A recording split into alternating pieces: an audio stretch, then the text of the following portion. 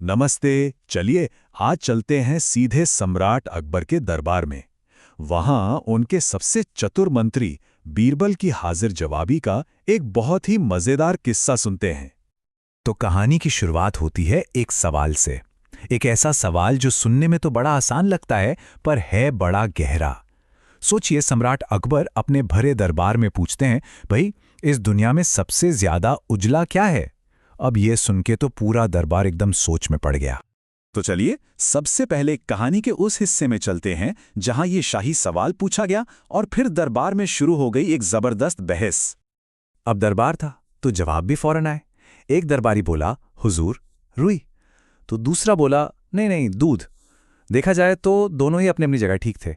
और बस फिर क्या था, शुरू हो गई एक जोरदार बहस कि भाई रुई और दूध में से ज्यादा सफेद और उजला आखिर है क्या। लेकिन इसी गहमा गहमी के बीच बीरबल ने कुछ ऐसा कहा जिसने वहां मौजूद हर किसी की सोच को एक बिल्कुल ही नया मोड़ दे दिया। तो बीरबल का जवाब वो सबसे अलग था, सबसे गहरा। उन्होंने कहा, दुनिया में सबसे उजली चीज है प्रकाश। मतलब कोई वस्तु नहीं बल्कि वो शक्ति जो हर चीज को रोशन करती है ना कमाल का विचार। अब ये सुनकर तो सम्राट अकबर भी हैरान रह गए। बात उनके पल्ले नहीं पड़ी। उन्होंने सीधे सीधे बीरबल को चुनौती दे दी। ये कैसे हो सकता है बीरबल, क्या तुम अपनी बात साबित कर सकते हो? और बस यहीं से कहानी में आता है एक बहुत ही दिलचस्प मोड़। तो अब कहानी उस पल की तरफ बढ़ रही है जहां बीरबल को अपनी बात साबित करने का मौका मिलता है, और वो भी कैसे? अंधेरे में एक बहुत ही अनोखी परीक्षा से। हाँ, पर बीरबल ने फौरन कुछ साबित नहीं किया। पहले तो दरबार में खूब बहस चली। बीरबल ने वादा किया कि वो इसे साबित जरूर करेंगे। और फिर कुछ दिन बीत गए और आखिरकार वो मौका आ ही गया जिसका बीरबल को बेसब्री से इंतजार था। और ये मौका मिला भी बड़े अजीब तरीके से। हुआ यूं कि एक दिन सम्राट के सिर में बहुत तेज दर्द हो रहा था। किसी भी काम में उनका मन ही नहीं लग रहा था। बस बीरबल समझ गए, यही है वो सही वक्त अपनी योजना को अंजाम देने का। तो देखिए बीरबल ने कितनी चतुराई से एक प्लान बनाया। उन्होंने सम्राट को सलाह दी कि आप सिर पर कपड़ा बांधकर सो जाइए, आराम मिलेगा।